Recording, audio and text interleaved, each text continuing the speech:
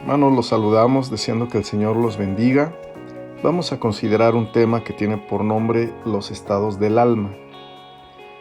La epístola de Santiago capítulo 5 versículo 13 dice: ¿Está alguno entre vosotros afligido? Haga oración. ¿Está alguno alegre? Cante alabanzas. Este texto menciona dos estados básicos del alma: la aflicción y la alegría. Pensemos cuántas cosas en la vida giran alrededor de estos dos estados del alma. En general, las personas buscan alejarse de la aflicción y participar de la alegría. Las decisiones importantes personales giran también alrededor de estos dos estados del alma. Las decisiones morales que guían a unos al pecado y a otros a la justicia también están relacionadas con estos estados del alma. La gente en general se pregunta: ¿en dónde voy a ser más feliz? ¿Haciendo qué cosas me alejaré de la aflicción y estaré más alegre? Vemos entonces que estos dos estados del alma son muy importantes en la vida que tenemos y en las decisiones que tomamos. Así que Santiago trata estos dos aspectos tan importantes para nosotros, y lo que nos dice es: ¿está alguno entre vosotros afligido? Haga oración. ¿Está alguno alegre? Cante alabanzas. Primeramente, Santiago habló de aquel que está afligido de entre la iglesia. Con esta expresión, Santiago reconoció o dio por sentado que a veces algunos en la iglesia enfrentan un estado de aflicción que es especial. Es normal que todos enfrentemos ciertos problemas cada día o cada semana, pero hay veces que los hermanos experimentan aflicciones muy profundas. Primeramente, Santiago se refirió a ellos. Para aquellos que están afligidos entre los hermanos, debemos ver que Santiago los ubicó en un lugar muy especial, porque él usó un término que se usa en la Biblia para hablar de los sufrimientos de Cristo. La palabra que se traduce como afligido en este texto de Santiago se refiere a alguien que pasa por la experiencia del sufrimiento. Y esto nos recuerda lo que dijo Isaías del Señor Jesús, que fue despreciado y desechado entre los hombres, varón de dolores, experimentado en quebranto. Esto es precisamente lo que significa la palabra afligido que usó Santiago, que experimenta la aflicción, que experimenta el quebranto. Qué especial lo que dice este texto, porque el sufrimiento de los que son de la fe es identificado con los sufrimientos de Cristo. Un cristiano nunca sufre separado de Cristo, sino que sufre juntamente con Él. Como dice en Romanos 8:17, si hijos, también herederos, herederos de Dios y coherederos con Cristo. Y después dice, si es que padecemos juntamente con Él, para que juntamente con Él seamos glorificados. Posteriormente, Santiago habla del estado de la alegría, pero el término original se puede traducir también como buen ánimo. Es importante que notemos que este término no se usa para hablar de una ausencia de problemas, sino para señalar el buen ánimo que produce tener una buena esperanza, aún en medio de grandes problemas. Hechos 27, en los versículos 22 al 25, nos confirma que este buen ánimo del que habla Santiago no se refiere a una fiesta donde se busca la alegría. Por el contrario, ese buen ánimo puede estar presente en los momentos más oscuros y difíciles de la vida. Este pasaje de Hechos 27, de los versículos 22 al 25, narra uno de los naufragios más difíciles de Pablo, pues había tal tempestad y enfrentaban tales problemas que todos en la nave habían perdido la esperanza de vivir. Podemos imaginarnos lo que dice la Biblia sobre esto y la situación que enfrentaban. Ellos se habían esforzado por solucionar sus problemas y estaban no solo en gran aflicción, sino en un gran cansancio. El apóstol Pablo usó 2 veces la expresión buen ánimo precisamente en ese momento. Él les dijo, pero ahora os exhorto a tener buen ánimo, pues no habrá ninguna pérdida de vida entre vosotros, sino solamente de la nave, porque esta noche ha estado conmigo el ángel del Dios de quien soy y a quien sirvo, diciendo, Pablo, no temas, es necesario que comparezcas ante César, y he aquí Dios te ha concedido todos los que navegan contigo. Por tanto, oh varones, y les volvió a decir, tened buen ánimo, porque yo confío en Dios que será así como se me ha dicho. Vemos que este estado del alma, al cual se refiere Santiago, no se refiere a una ausencia de problemas, ni a una fiesta donde se alegra a la carne, sino a tener un buen ánimo en general y una buena esperanza, aún en medio de los más grandes problemas.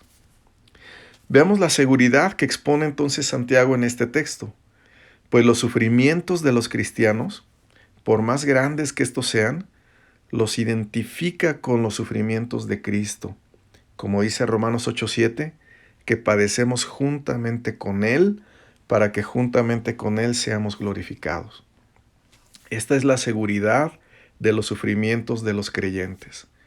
Por otro lado, Santiago da una gran seguridad para los creyentes, hablando de un buen ánimo que puede estar presente en el corazón aún en medio de los problemas más grandes, de los momentos más oscuros, del cansancio más intenso que podamos experimentar.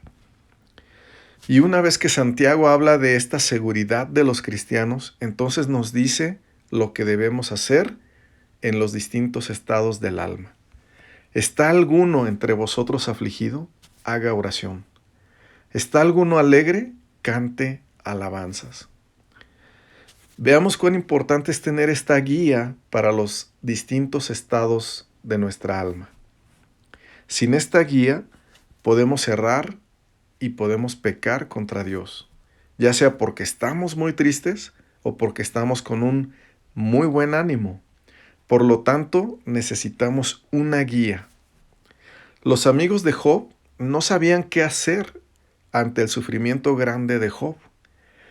Y ellos lo que hicieron fue sugerirle que la aflicción de su alma, que la enfermedad física que él experimentaba y que sus calamidades familiares podían deberse a algún pecado oculto de Job y alguna enemistad que él tenía con Dios y a alguna falta de reconciliación con él.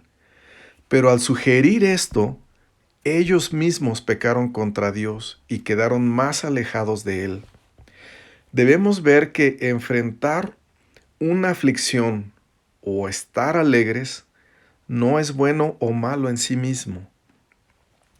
Pero cómo reaccionamos en la aflicción y en la alegría, eso sí puede ser bueno o malo, aprobado o desaprobado.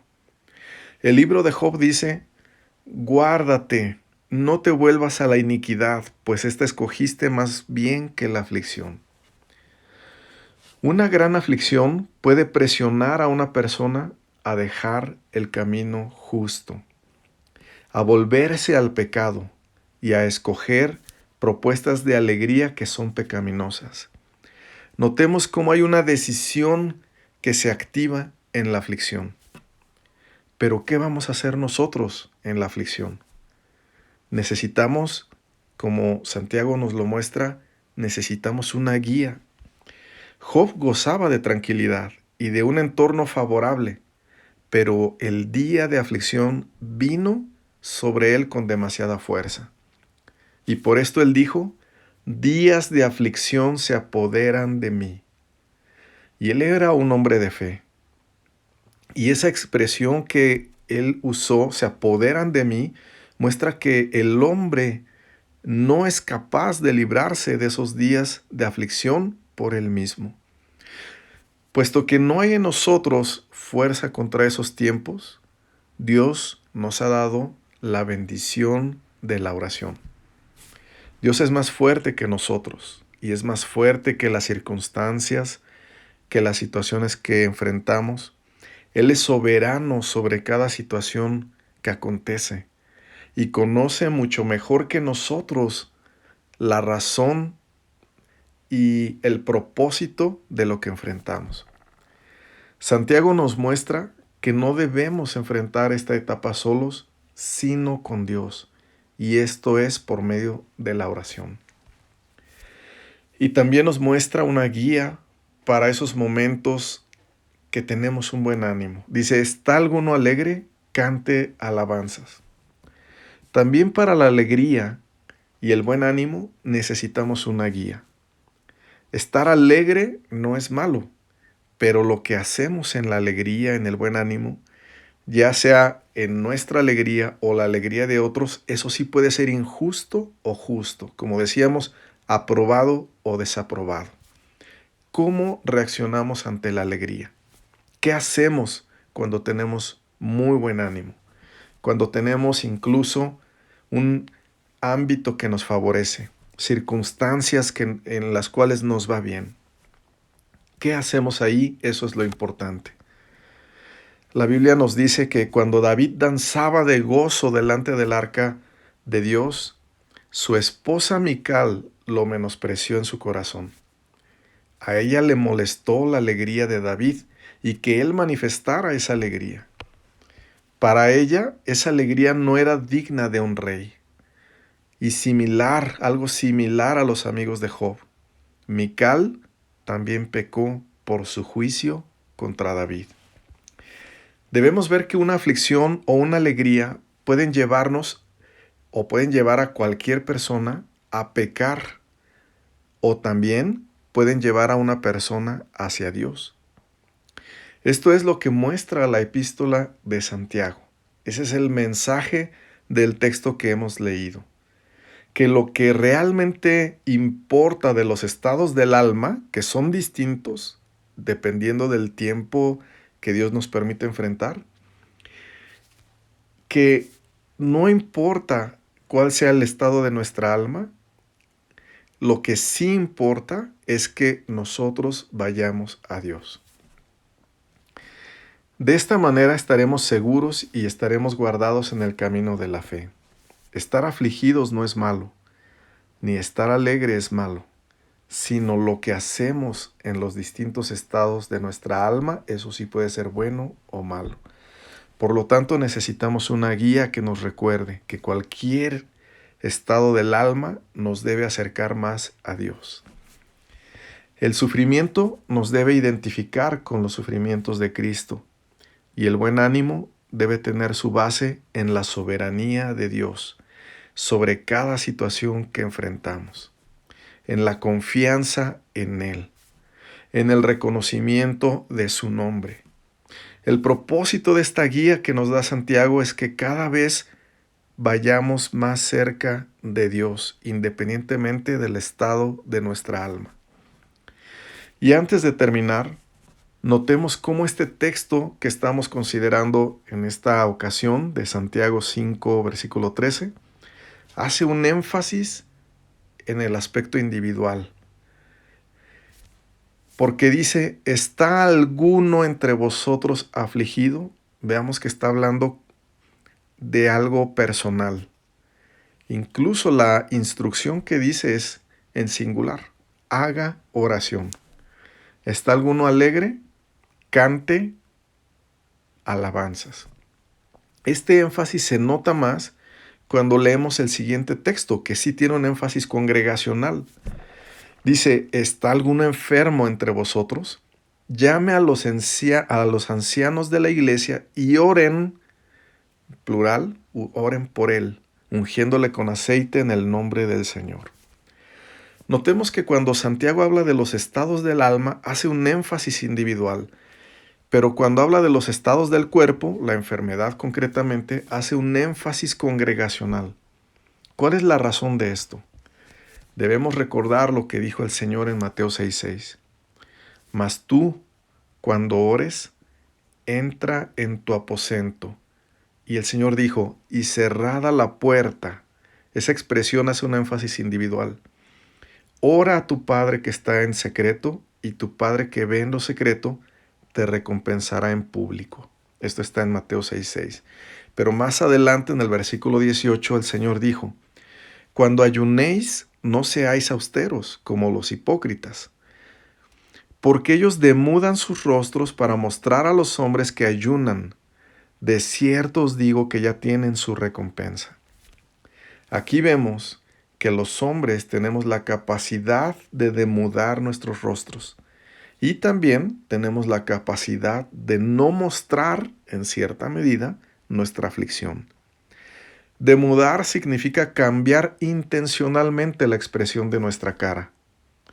Normalmente el ayuno consistía en un momento de aflicción delante de Dios, pero algunos religiosos hacían notar exageradamente que tenían una aflicción. En otras palabras, eran prontos para mostrar a los hombres que ayunaban y probablemente esto infería que tenían alguna aflicción. Pero el Señor no quiso eso para nosotros, sino que dijo, pero tú, cuando ayunes, unge tu cabeza y lava tu rostro para no mostrar a los hombres que ayunas, sino a tu Padre que está en secreto, y tu Padre que ve en lo secreto te recompensará en público.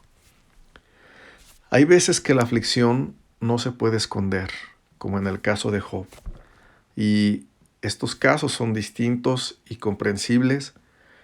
También a veces es bueno y conveniente tener un apoyo en oración de alguien de confianza y también tener consejería. Pero nunca debemos olvidar el enfoque individual de ir a nuestro Padre que ve en lo secreto.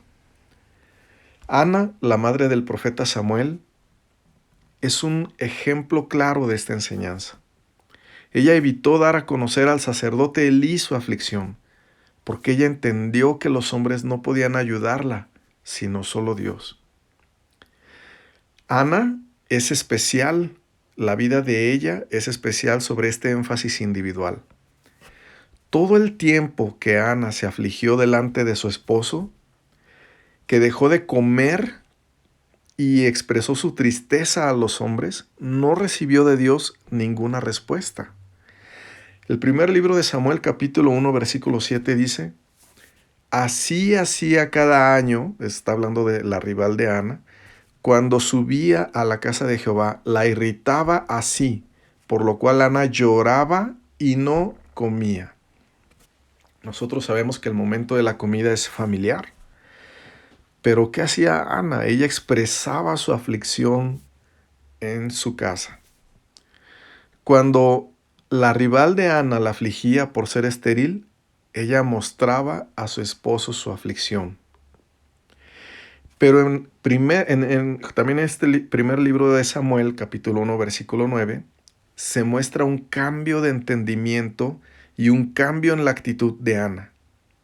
Pues dice que ella decidió comer. La Biblia enfatiza eso. Ella decidió dejar de expresar su tristeza a los hombres.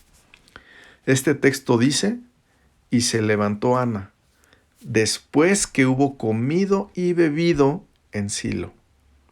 Y mientras el sacerdote Elí estaba sentado en una silla junto a un pilar del templo de Jehová, ella con amargura de alma oró a Jehová y lloró abundantemente. Aquí vemos un cambio especial en Ana. Antes lloraba y no comía para expresar su tristeza a los hombres y quizá también su reclamo. Pero ¿qué podía hacer su esposo ante su esterilidad? Ana quizás se cansó de expresar su tristeza a su esposo porque nada cambiaba. Entonces dejó aquella actitud, podríamos decir aquella actitud pública, y decidió comer y expresar su aflicción más bien delante de Dios, en oración. Pues la Biblia dice Ella, con amargura de alma, oró a Jehová y lloró abundantemente. Aquí vemos en dónde Ana depositó o llevó o expresó su amargura de su alma. Pero dice que oró a Jehová y lloró abundantemente. La vida de Ana nos ejemplifica la enseñanza de Santiago. Si alguno está afligido, haga oración. En otras palabras, lleve su aflicción ante Dios. La oración no es llevar la aflicción ante los hombres, sino llevarla delante de Dios. Nuevamente, a veces necesitamos apoyo de oración de alguien de confianza y también necesitamos consejo bíblico. Pero nunca debemos olvidar la importancia de este énfasis individual que dice el libro de Santiago, haga oración. En otras palabras, ve a Dios, presenta ante Él tu causa. No demudes tu rostro. La carga a veces es difícil que otros la lleven. A veces es difícil que de ellos pueda venir tu solución. Incluso no uses el demudar tu rostro como para expresar algún reclamo a los hombres. De nada nos sirve mostrar intencionalmente a los hombres nuestras cargas o aflicciones, así como Elcana, el esposo de Ana, o el sacerdote Elí, que poco podían hacer por Ana. Pero ¿qué hizo ella? Dice la Biblia que después de orar a Jehová su Dios, y notemos este énfasis que volvemos a encontrar en la Escritura. Dice, y se fue la mujer por su camino, y luego dice, y comió, y no estuvo más triste. Ana reafirmó esta enseñanza no solo antes de ir a orar al templo, sino después de haber ido a orar al templo. Ella aprendió que podía llevar su aflicción delante de su Dios y que podía seguir normal en su vida porque ella estaba en una comunión más cercana con su Dios. Esta es la bendición que Dios quiere que tengamos. Esa mujer recibió su recompensa en público. Dios quitó su aflicción. No solo le dio al profeta Samuel como hijo, sino además le dio a otros hijos. Su rival ya no pudo decirle nada porque Dios había respondido por ella. Pero ella decidió llevar su tristeza ante Dios y no ante los hombres. Conforme a lo que enseñó también tiempo después el Señor Jesús y que también lo enseñó Santiago. Que el Señor nos conceda, hermanos, que en cualquier estado que se encuentre nuestra alma, nos identifiquemos cada vez más con Cristo y que seamos cada vez más cercanos a Él por medio de la oración y por medio de la alabanza. Esto es lo importante de los estados del alma que Dios nos permita enfrentar. Que Dios los bendiga.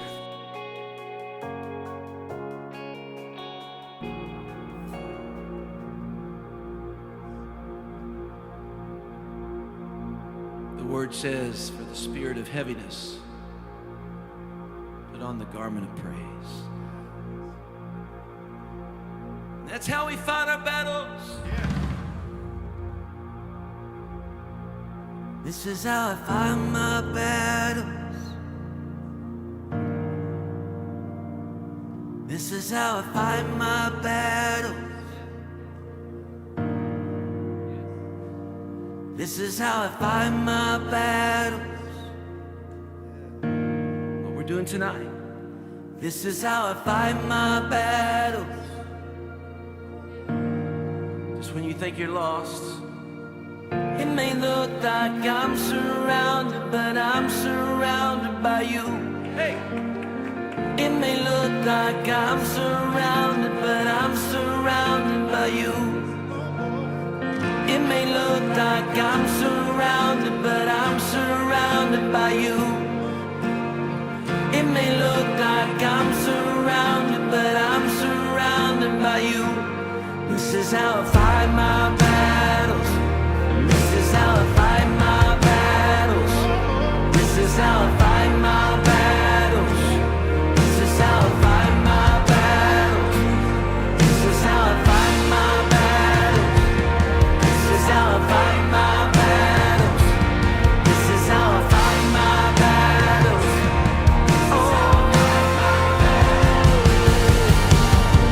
It may look like I'm surrounded, but I'm surrounded by you.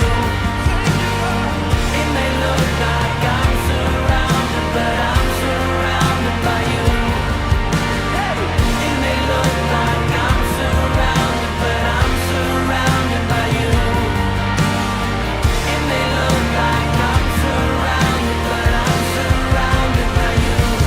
This is how I fight my battles. This is how I fight my battles. This is how I fight my battles. This is how I fight my battles. This is how I fight my battles. This is how I fight my battles. This is how I fight my battles. This is how, it may look like I'm surrounded, but I'm surrounded by you. It may look like I'm surrounded, but I'm surrounded by you. It may look like I'm surrounded, but I'm surrounded by you. It may look like I'm surrounded, but I'm surrounded by you. This is how I fight my battles. This is how I fight my battles. This is how I fight. This is how we fight our battles. This is how I fight my battles. This is how I fight my battles. This is how I fight my battles. This is how I fight my battles. This is how I fight my battles. Oh yeah.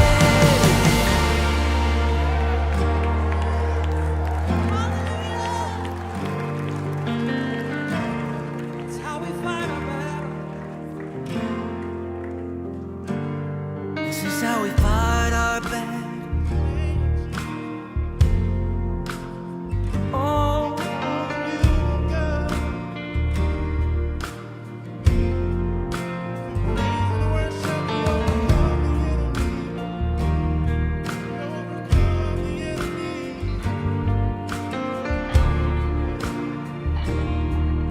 This is how we fight.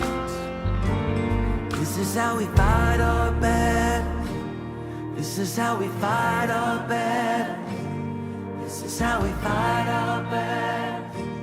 This is how we fight our